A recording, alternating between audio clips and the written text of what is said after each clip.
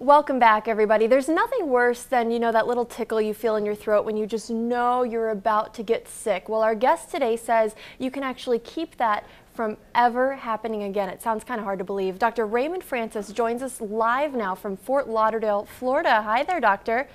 Hey, how are you? Good, good. I'm so glad we could make this work out. So you have this book that's called Never Be Sick Again, and that sounds amazing, but it's hard to believe. Well, it may be hard to believe because we don't experience that, but it's true. And the thing is this, here's what people need to know. The technology exists to not be sick. The information we already have is sufficient to prevent and reverse this epidemic of chronic disease that we have in America. And as you pointed out, you don't even have to have a cold.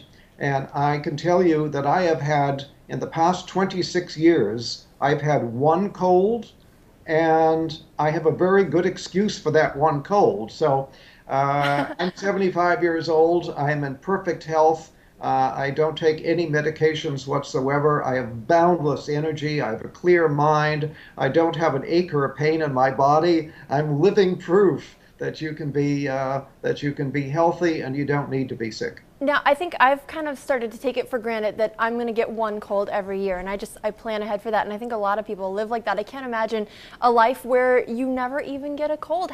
So what are you doing? Well, I have to tell you, at age 48, I almost died.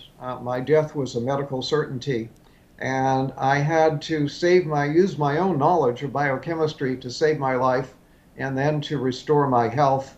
And that's what got me interested. Almost dying really caught my interest.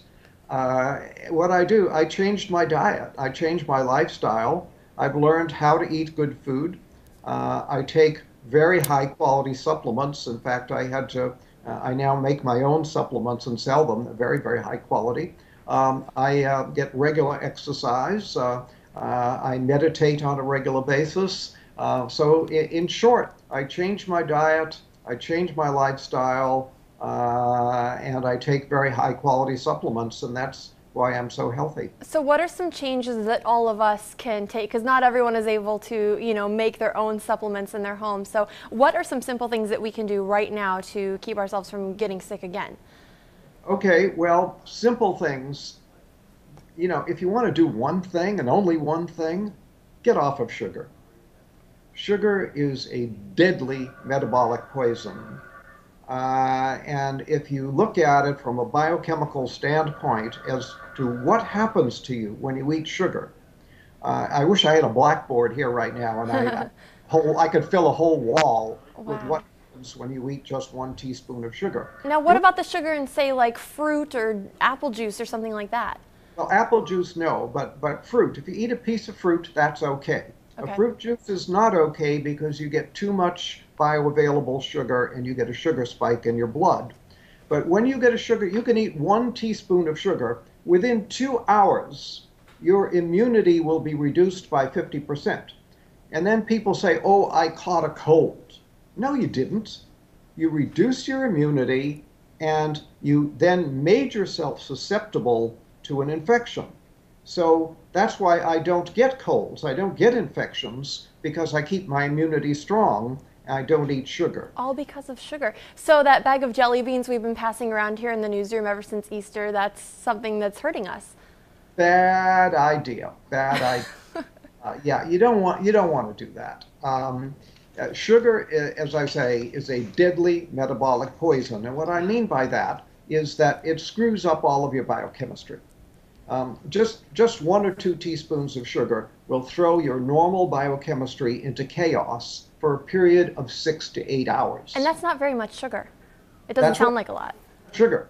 One cola drink has about 10 to 12 teaspoons. So you eat 1 to 2 teaspoons, your body is going to be in biochemical chaos for 6 to 8 hours. Now, health is when all of your biochemistry is balanced and all your chemistry is working right. When you eat sugar, you throw that balance out for 6 to 8 hours. So if you eat sugar in the morning, put some sugar in your coffee or have a breakfast cereal with a contained sugar, and then have more sugar at lunch and more sugar in the evening, guess what? Your body is going to be in biochemical chaos 24 hours a day. So And what's a good amount then to get on a daily basis? none, None. none, yeah. Uh, I'm in Sugar trouble. should be outlawed. Basically should be outlawed. We should not, and here we allow children, we don't allow children to smoke cigarettes. We don't allow children to drink alcohol, but we allow them to buy sugar and eat sugar. Sugar is far more dangerous than alcohol or cigarettes. Really? Yeah, I was going to ask you, what do parents need to do? Because you're going to have a hard time convincing your child who wants candy right now that that's not good for them. Right. I understand the problem. I'm well aware of it. But you asked the question, what can people do? That's one thing anybody can do to improve their health. Sugar causes every imaginable disease. For example, Alzheimer's. Sugar is the leading cause of Alzheimer's. Sugar is a major cause of cancer, a major cause of heart disease, a major cause of diabetes.